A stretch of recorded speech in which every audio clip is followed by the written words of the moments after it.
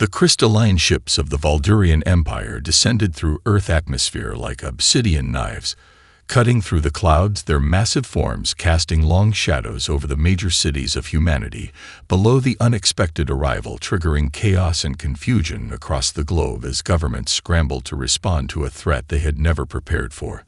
Supreme Tactician Genthar stood rigid on the command deck of the flagship, his 4 eyes scanning the holographic displays, showing the blue planet rotating slowly before him. Something about these readings troubled him despite the primitive technology. Detected on the surface, his subordinates worked efficiently around him, preparing the standard conquest protocols, their movements precise and mechanical, just as they had done for thousands of successful planetary acquisitions throughout the galaxy. The central neural link chimed in his mind, signaling an incoming transmission from the High Council. Genthar straightened his posture even more, if that were possible, and accepted the connection.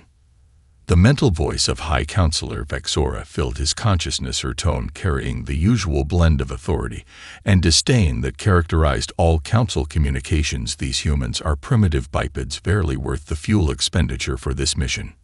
Genthar hesitated before responding, his mind racing with the anomalies he had detected in the planetary scans. Honored Counselor, the technological assessment indeed classifies them as a Level 2 civilization.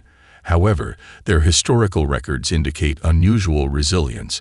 They have survived multiple near-extinction events of their own making. The High Counselor's mental scoff was palpable. Your excessive caution has been noted in your file, Tactician. Perhaps your time serving on the frontier has made you soft. These creatures have not even unified their planet. They still war amongst themselves over resources and ideology. They will fall within days. Genthar knew better than to press his concerns. The Empire had conquered over 8,000 worlds using the standard protocols, and questioning the wisdom of the Council was a path to career termination, or worse. Still, he felt compelled to add one more observation. Their adaptability index exceeds any species we have encountered at this technological stage. Counselor, I recommend we deploy additional monitoring drones before committing ground forces. The silence that followed carried a weight of disapproval that Genthar felt physically. Your recommendation is rejected. Deploy the standard occupation protocol immediately. We expect resource extraction to begin within 1 planetary rotation. This matter is too insignificant to justify further discussion. The connection terminated, leaving Genthar alone with his concerns. He turned his attention back to the displays, watching as landing craft prepared for deployment in designated zones across the planet Earth. The irony did not escape him that the humans had named their world after soil, the very thing the Valdurians considered beneath them. As the occupation ships descended toward major population centers, Genthar issued the standard commands, his voice betraying none of the unease growing within him. First wave, target their primitive defense installations. Second wave, secure government facilities. Third wave, begin population processing for labor assessment. The bridge crew responded with practiced efficiency, yet Genthar could not shake the feeling that this mission would unfold differently than the thousands of conquests that had built their galactic empire. He had studied enough human history in preparation for this assignment to recognize something the others had missed. These beings exhibited a troubling tenacity when threatened. The first reports from ground forces came in exactly as expected. Minimal resistance, overwhelmed defenses, panicking civilians, everything proceeding according to projections. Yet as Genthar watched the humans fleeing before his troops, he noticed something strange in their expressions. Not just fear, but something else, a calculating rage that made him uncomfortable. Supreme Tactician, the Council awaits your confirmation of successful first phase deployment. Genthar responded automatically while his eyes remained fixed on a human female who stared directly at a surveillance drone, her expression not one of defeat, but of promise. First phase, successful, proceeding to resource assessment. The humans would learn their place like all others before them, yet as night fell over the conquered territories, Genthar found himself unable to enter the customary rest cycle. His mind troubled by the weight of something he could not name. Sarah Chen kept her eyes lowered as she shuffled forward in the processing line, the shimmering plasma barriers surrounding the Washington, D.C. containment facility, humming with energy that made her skin tingle uncomfortably. Ahead of her. A Vuldurian processor scanned humans and assigned them to various labor categories, its metallic voice devoid of emotion as it pronounced their fates. Designation Scientist Quantum Physics, the alien announced when Sarah reached the front, its scanning beam washing over her body, reading the microscopic identification chip they had implanted upon her capture 3 days ago. Report to Cooperative Specialist Division Section 4. Sarah nodded meekly, clutching her few permitted belongings while maintaining the submissive posture required of human subjects inside. She catalogued every detail of the Vuldurian technology, the way the plasma barriers fluctuated at regular intervals, the composition of the metallic alloys in their equipment, the energy signatures of their weapons, her mind racing with possibilities behind her carefully blank expression. The alien gestured with a long limb toward a separate corridor. Cooperative scientists receive enhanced rations and private sleeping quarters in exchange for assisting the Empire with resource extraction optimization. Sarah shuffled toward the indicated hallway, passing dozens of other humans being processed for manual labor, their faces hollow with shock and fear, yet among some she noticed furtive glances of defiance quickly hidden whenever a Vuldurian guard looked their way. The laboratory they led her to gleamed with technology far beyond human achievement, sleek surfaces and holographic interfaces surrounding equipment that seemed to bend the laws of physics as she understood them. A Vuldurian scientist approached, its tall form looming over her. Human, you will assist with calibrating extraction equipment for your planet-specific mineral composition. Comply, and your existence will be comfortable. Resist, and join the labor battalions. Sarah lowered her head in apparent submission. Of course, I will help however I can, she murmured while her eyes darted across the room, memorizing every detail of the alien technology. Miles away in the dense forests of the Appalachian Mountains, Captain James Reeves pressed himself against the damp earth, watching through binoculars as a Vuldurian patrol moved along the valley below, their movements precise and mechanical, exactly as they had been the previous day and the day before that. James motioned to the 24 survivors hidden among the trees behind him, their faces streaked with camouflage paint, their eyes hard with determination. These people had once been ordinary civilians, teachers, mechanics, nurses. Now they were becoming something else, something harder. They expect us to behave like every other species they conquered, James whispered, his voice barely audible over the sounds of the forest. They think we will accept defeat after the initial shock. They are wrong. One of the survivors, a former high school history teacher named Michael, leaned forward. What chance do we have against their technology? Their weapons are beyond anything we can fight.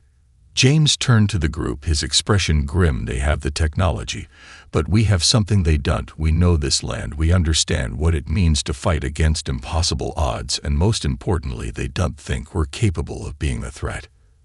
That night, as the Vuldurian patrol returned to their base, following the exact same route they had taken every night for the past week, they failed to notice the subtle changes in the forest floor beneath their feet, the carefully concealed pressure plates connected to improvised explosive devices crafted from human ingenuity and desperation.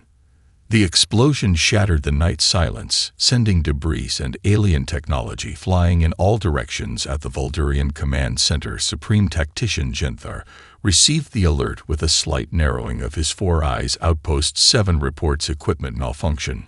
Multiple casualties, request technical support.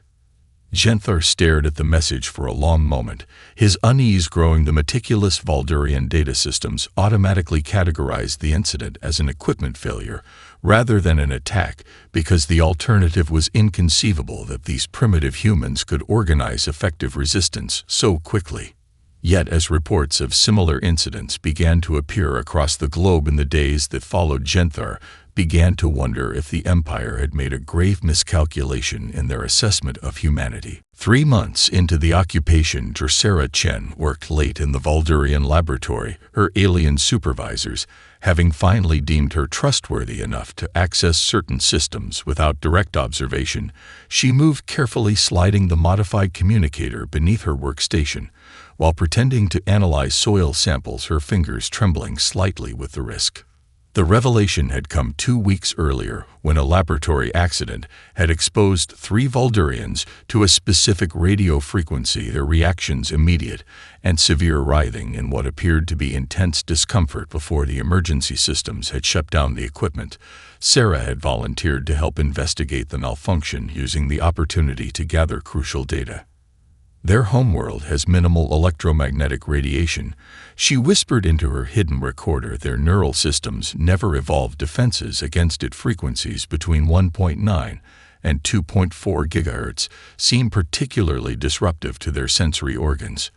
She continued her legitimate work, analyzing Earth minerals for more efficient extraction. While her mind raced with possibilities, the communicator would transmit her findings to the growing resistance network. Once she activated it during her next outdoor exercise period, the Voldurians allowing their cooperative scientists brief periods outside for optimal health maintenance. Miles away, Captain James Reeves and his fighters lay concealed beneath camouflage netting, observing a Voldurian patrol from the ridge of a small valley. Their numbers had grown to over 100 now, scattered across several hidden camps throughout the region. Notice how they always followed the same routes even after we've ambushed them. 3 times he pointed out to the small group of squad leaders gathered around him. They never deviate, never adapt. They're technologically brilliant, but tactically rigid. A former software engineer named Lisa nodded thoughtfully. It's almost like they're running on programming. Rather than instinct, they don't improvise. Reeves watched as the patrol moved past the exact coordinates where his team had ambushed them the previous week, almost to the meter, checking the same potential hiding spots in the same sequence, completely predictable. They expect the universe to operate according to their understanding of it, he said softly, which gives us an advantage if we can think differently enough. That night, resistance cells across the eastern seaboard executed their first coordinated strike, using information gathered from Der Chen and other embedded scientists. They deployed modified human technologies, broadcasting at the specific frequencies Voldurians found debilitating.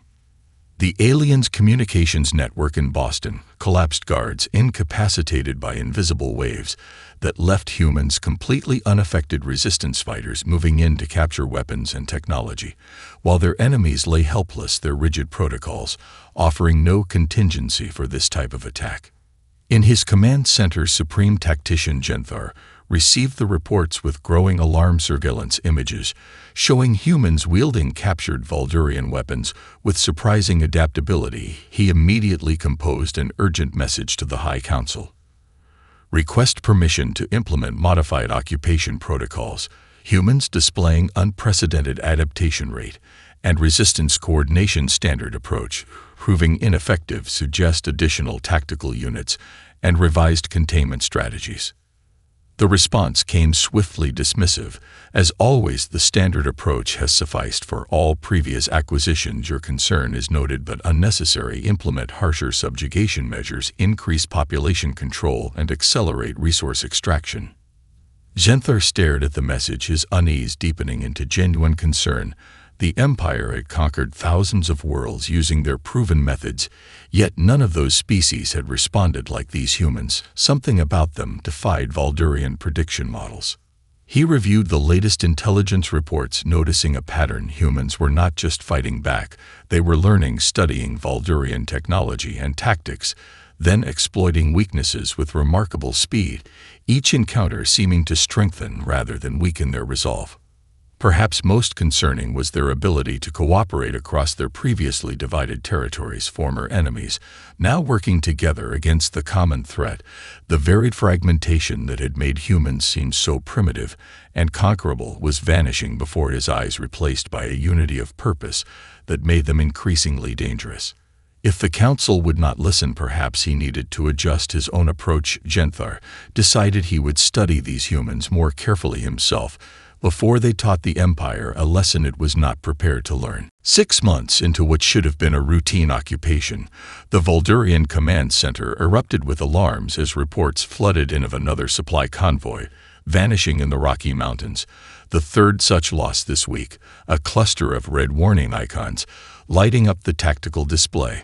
Supreme Tactician Genthar moved through the chaos with outward calm, his inner thoughts considerably less composed as he reviewed the spreading pattern of resistance activities. Across the planet, resource extraction quotas remained unfulfilled across every continent, the carefully calculated timetable for Earth processing falling further behind schedule with each passing day. Status report, he demanded of his subordinates, his 4 eyes scanning the incoming data streams with growing concern. Commander Tavik straightened his posture. Resistance activities increased 64% in the last lunar cycle. Human attacks showing evidence of coordination across continental boundaries. They appear to be sharing tactical information and resources despite our communication blackouts. More troubling was the nature of those attacks. Human fighters had begun employing the environment against Voldurian forces. Mumbai cells using monsoon floods to infiltrate compound Siberian rebels, employing the harsh winter against cold-sensitive invaders. Desert operations disrupted by sandstorms that humans somehow navigated with ease. In his private quarters that evening, Genthar reviewed captured footage of a resistance ambush. The humans moving with surprising discipline, their tactics evolving beyond simple guerrilla strikes to show evidence of strategic thinking. They were not just reacting anymore, they were planning, anticipating. Meanwhile, in a hidden facility, beneath the ruins of what had once been a university research building, Sarah Chen stood before a gathered team of scientists and engineers from around the world, their faces illuminated by the soft blue glow of a captured Voldurian shield generator. They designed their technology to be tamper-proof, she explained as her fingers danced across the alien interface, but they never anticipated human persistence. We now understand the fundamentals of their shield modulation. The device hummed to life, a small energy field flickering into existence. Before the assembled humans, the first working shield generated by human hands, using reverse-engineered alien technology, Dr. Chen allowed herself a small smile of triumph. They built in triple redundant security protocols in case of capture, but they failed to consider that we might actually understand the underlying physics. She continued, our advantage is that they consider us too primitive to comprehend their technology, let alone adapt it. Across the continent, Captain Reeves, now commanding a force of thousands organized into regional cells, observed a holographic map showing resistance strongholds across North America. Green zones, where humans had regained control, yellow for contested areas, red still firmly under alien occupation. A year ago, those red zones dominated now. The map showed a spreading network of green and yellow, the resistance growing stronger despite increasingly harsh Voldurian countermeasures. Each failed alien operation, providing more captured technology, more tactical data, more hope. The tide turns slowly, but it turns, he told his gathered officers. The aliens still don't understand what they're fighting. They see us as primitives using stolen technology. But what's really happening is more profound. We're not just taking their tools, we're evolving beyond them. In the Voldurian High Command, Genthar prepared his latest report to the Council, knowing already how it would be received. His warnings about human adaptability had been dismissed repeatedly, yet the evidence continued to mount. This species operated differently, their decentralized resistance proving remarkably resilient. The transmission initialized, the stern face of High Counselor Vexera appearing before him. Tactician, your latest progress report shows unacceptable delays. Explain this continued inefficiency. Honored Counselor, the humans' resistance capabilities exceed all prediction models. They demonstrate unprecedented adaptation rates and technological assimilation. Their social structures reorganize in response to our standard protocols, suggesting a fundamental reassessment of. The counselor cut him off with a gesture. Temporary setbacks, apply harsher measures, increase population control centers, and accelerate resource extraction. Your continued failure reflects poorly on the Empire. As the transmission ended, Genthar stared at the darkened screen, thinking of the 1,000-year history of Valdurian conquest and the growing suspicion that this time might be different, that perhaps the Empire had finally encountered a species whose greatest strength lay not in technology, but in something the Valdurians had never truly understood: adaptation. 1 year into the occupation, the sky above London filled with a strange aurora, not the natural dancing lights of solar particles, but precise geometric patterns of electromagnetic energy raining down upon Valdurian installations across the city. Inside the command bunker beneath what had once been the British Museum, Sarah Chen monitored the effects, her fingers dancing across interfaces that merged human and alien technology, the culmination of months of research and sacrifice. "The emitters are functioning at 90% capacity," she reported to the gathered resistance leaders, each one watching as red dots representing Valdurian positions began blinking out across the tactical display, their sophisticated defense systems, impervious to conventional weapons, shutting down as the electromagnetic pulses exploited their neurological vulnerability. Similar scenes unfolded across the planet as synchronized attacks deployed Dr. Chen's invention, globally resistant cells emerging from hiding, armed with modified alien technology, targeting Valdurian command centers, communication hubs, and energy facilities, in a coordinated assault unprecedented in human history. In North America, Captain Reeves led a strike team through darkened corridors of the primary Valdurian command center. Their movements, silent and practiced, Valdurian guards lay incapacitated by electromagnetic disruptors, leaving the facility exposed to the very species they had dismissed as primitive. Supreme Tactician Genthar watched security feeds go dark. One by one, his command center breached defense systems, failing communication with orbital support, lost the situation deteriorating with a speed that defied all Valdurian military projections. "You were right," the panic transmission from the High Counselor acknowledged too late. "Our assessment was flawed. The main fleet launches now, but the journey requires 26 rotations. Maintain position if possible." A final security door opened, revealing Captain Reeves and his teen, weapons raised, facing the tall figure of Commander Genthar. The Valdurian stood with military dignity, his forearms raised in the universal gesture of surrender. "Your species is full of surprises," the alien commander said, his voice translator conveying a tone that might almost be respect. Reeves approached cautiously, aware that even an unarmed Valdurian possessed physical strength far exceeding humans. "We had a good teacher," he replied. "Necessity." The resistance learned quickly, because the alternative was extinction. Around the globe, similar scenes played out. Valdurian forces finding themselves suddenly cut off from their command structure, their technological advantage neutralized by human ingenuity, the occupiers becoming the surrounded minority, their carefully constructed hierarchy of dominance collapsing in days. In the aftermath, Dr. Chen coordinated with scientific teams worldwide to analyze captured Valdurian data, their access to alien knowledge expanding exponentially. With each secured facility, she found herself in a captured command center studying long-range sensor data when the readings triggered an alarm. Captain Reeves joined her, looking at the holographic display, showing a massive energy signature approaching from deep space. "What am I looking at?" he asked. "The main Valdurian fleet," she replied, her voice steady. Despite the implications, they were always going to send reinforcements if the occupation faced resistance. "These readings indicate a force capable of reducing the planet to ash." "How long do we have?" Reeves asked, his mind already calculating options, resources needed. 26 days, she answered, turning to face him, the weight of the situation evident in her expression. Despite the gravity of the moment, a small smile formed on Reeves' face. "That's almost a month," he said. "Do you know how much humans can accomplish in a month when our survival depends on it?"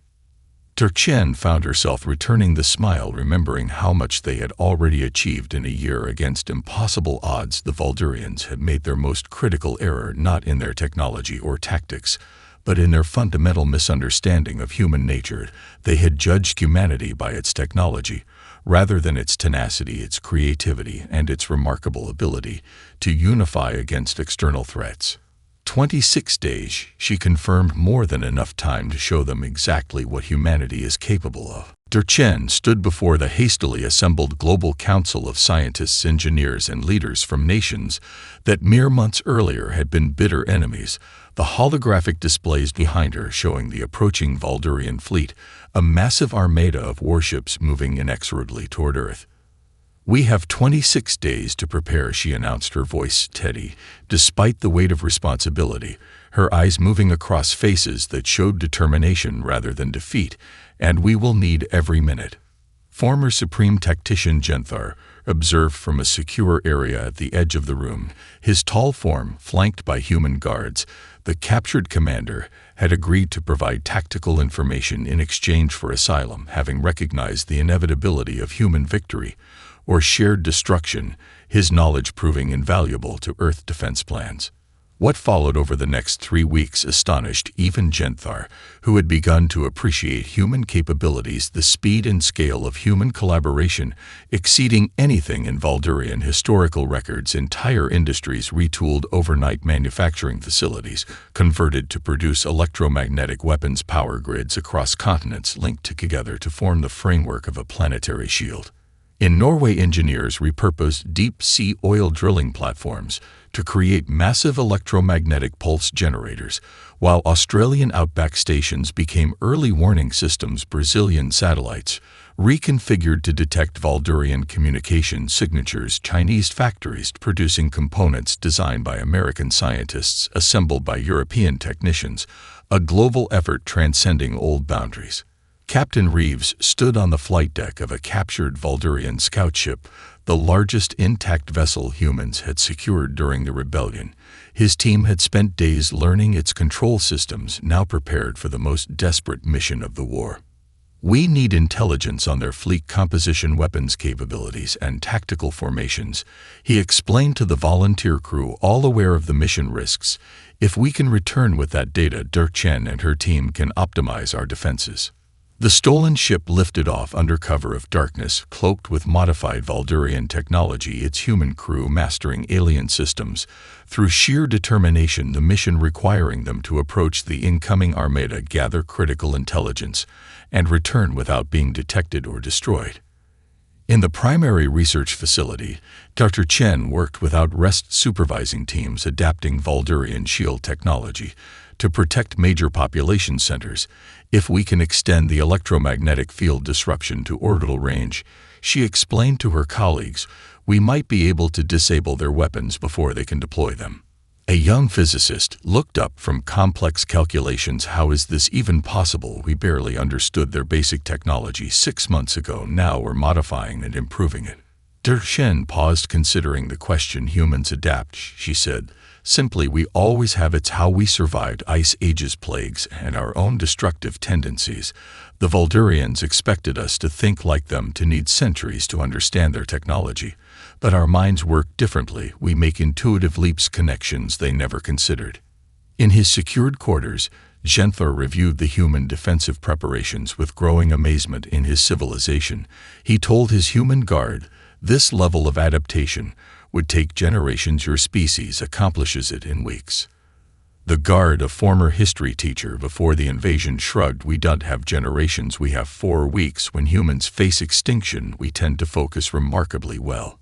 As the deadline approached, Earth had transformed its defenses, improvised weapons platforms orbiting alongside repurposed satellites, a planetary shield system never before conceived in human imagination coming online piece by piece across the globe. Captain Reeves and his team returning against all odds with critical intelligence about the approaching fleet.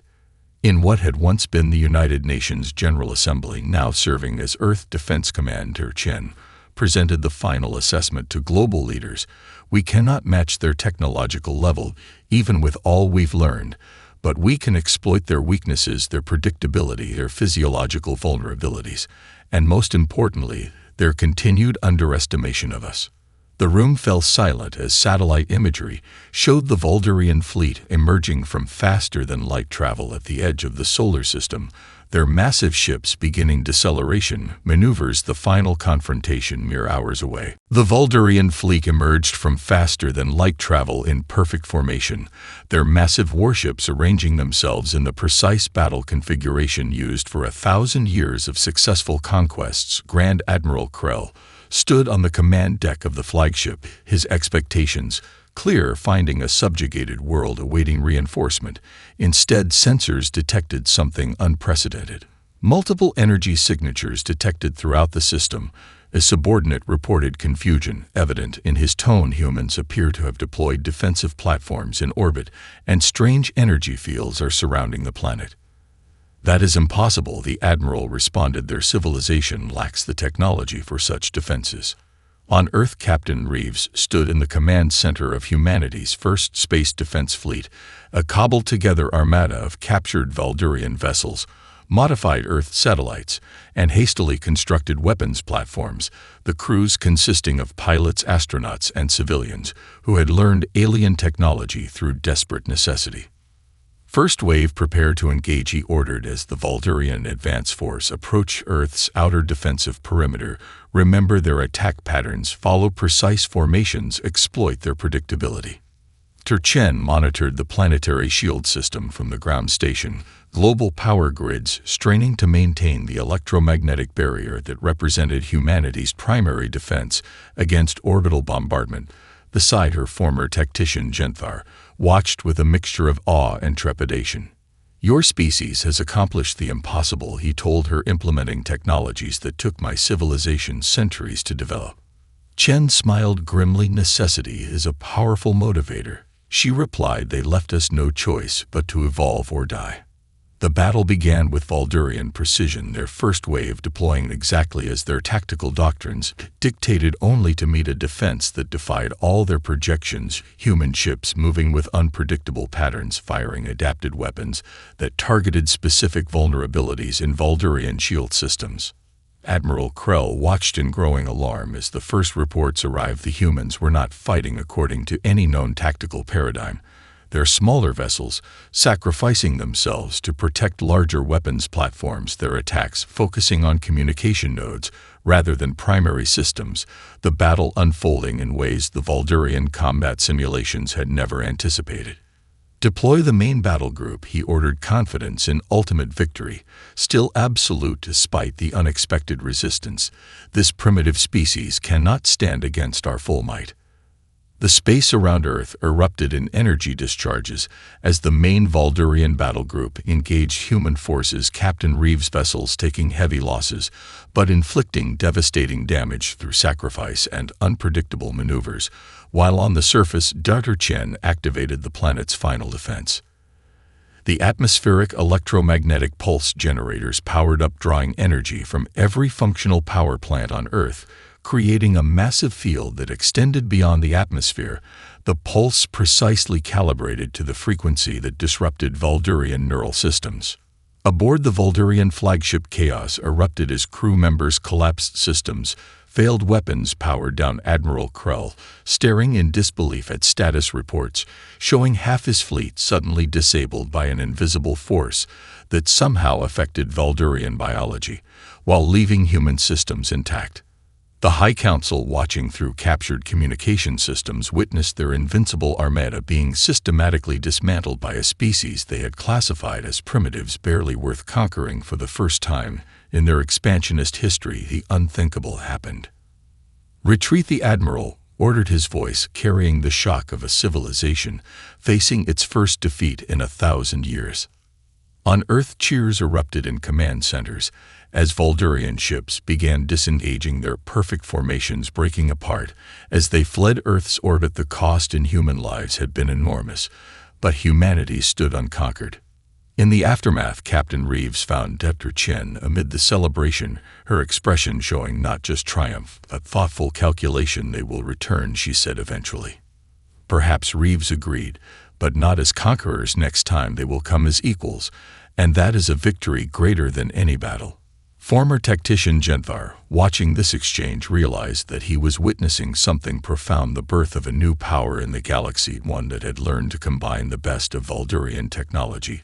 With uniquely human innovation and adaptability, the universe would never be the same. 5 years after the failed invasion, Earth's first diplomatic vessel approached the Galactic Assembly, a massive space station where interstellar civilizations convened to negotiate trade alliances and territorial boundaries.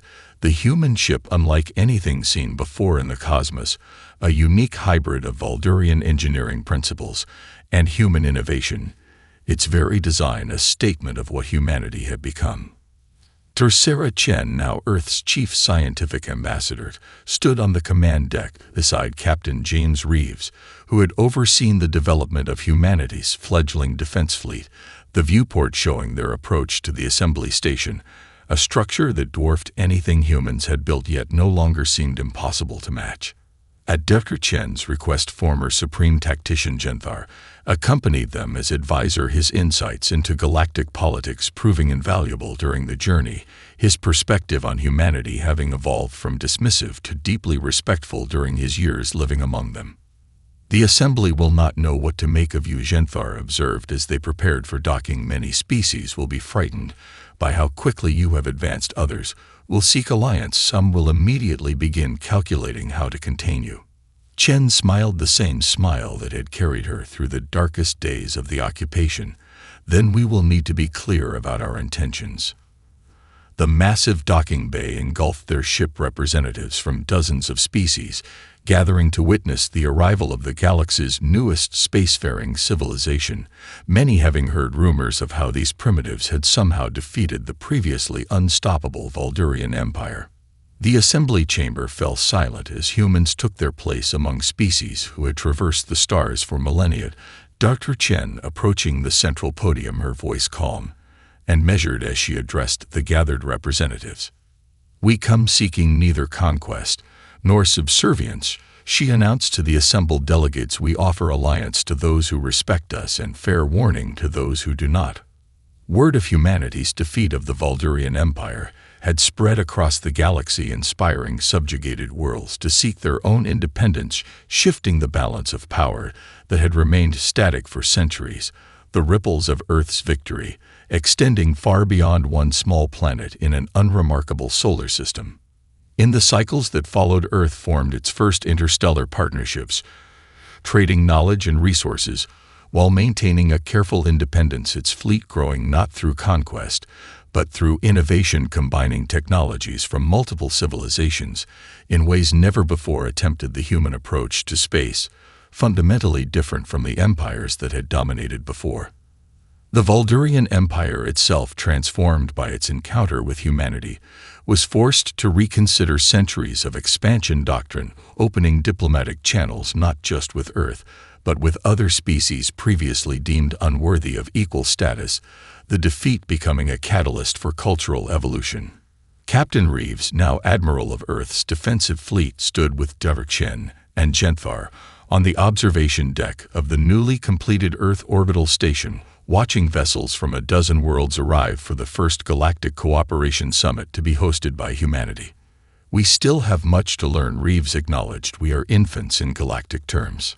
"Perhaps in experience," Genthar replied, "but not in potential. I have observed 17 galactic civilizations rise and fall in my lifetime.